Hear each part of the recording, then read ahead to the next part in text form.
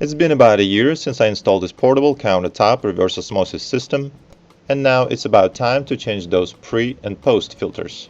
But before I start replacing any of those filters, I need to verify that reverse osmosis membrane, which is the main component of the system, still works as it's supposed to. And since I have an additional mineralization filter installed, I will need to disconnect it from our membrane and take the direct reading from there with a TDS meter to see if it's still in a good shape.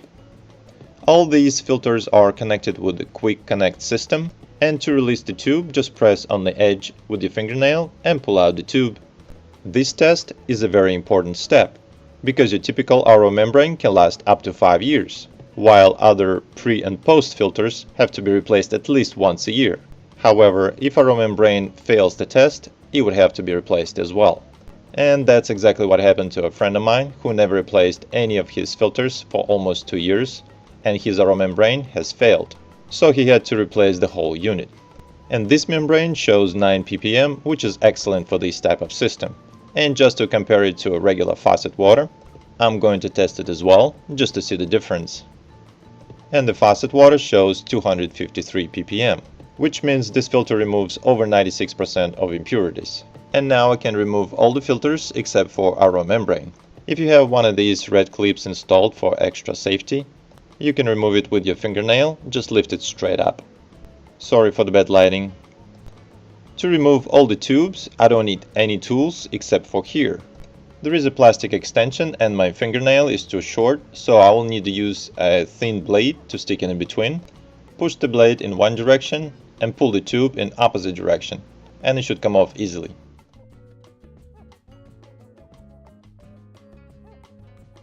And now I can remove this filter completely out. Go to the next one, press with your fingernail on the edge and pull the tube out.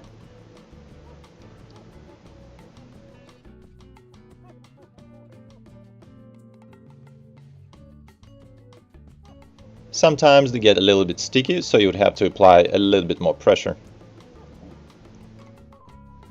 Now go to the next one, press and pull.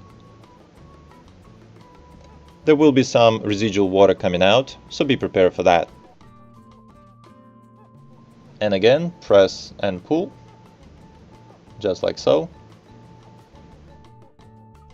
And the last one, press and pull. And now I can remove the rest of the filters and plastic holders.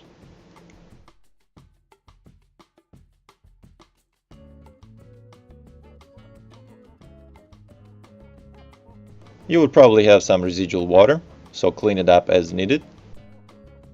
And get prepared to install brand new filters. The first stage is a sediment filter, which removes the largest particles like sand and dirt. Just note the direction of the flow. You can follow the tube from the faucet and how it flows, and insert it into the correct side of the filter. In this case, the water flows from right to left, so I need to insert it into the right side, push it all the way in, and pull it just a little bit back just to make sure that it sits well. And now I can insert it into the plastic holders. Just snap it right in. The second stage is a carbon filter, which removes chlorine or chloramine in my case, and also note direction of the flow. The first stage is flowing from right to left. That means the second stage would flow in opposite direction, so I need to flip over this filter. Insert the tube all the way in and verify that it sits well.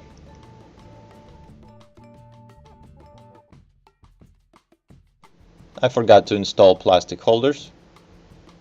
Just put them right in.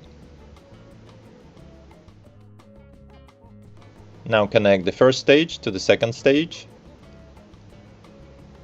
Push it right in. Now connect RO membrane to the second stage.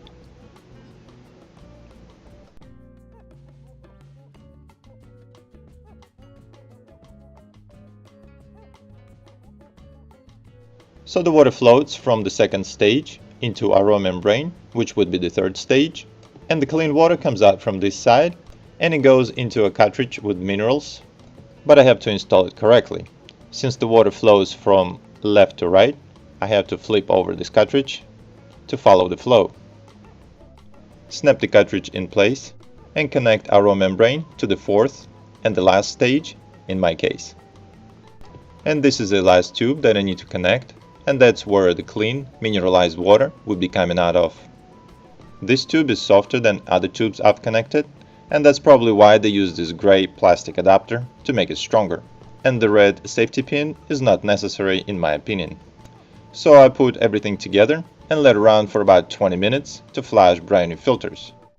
I hope you found this video helpful. If so, please share it with your friends, subscribe, and also hit the like button.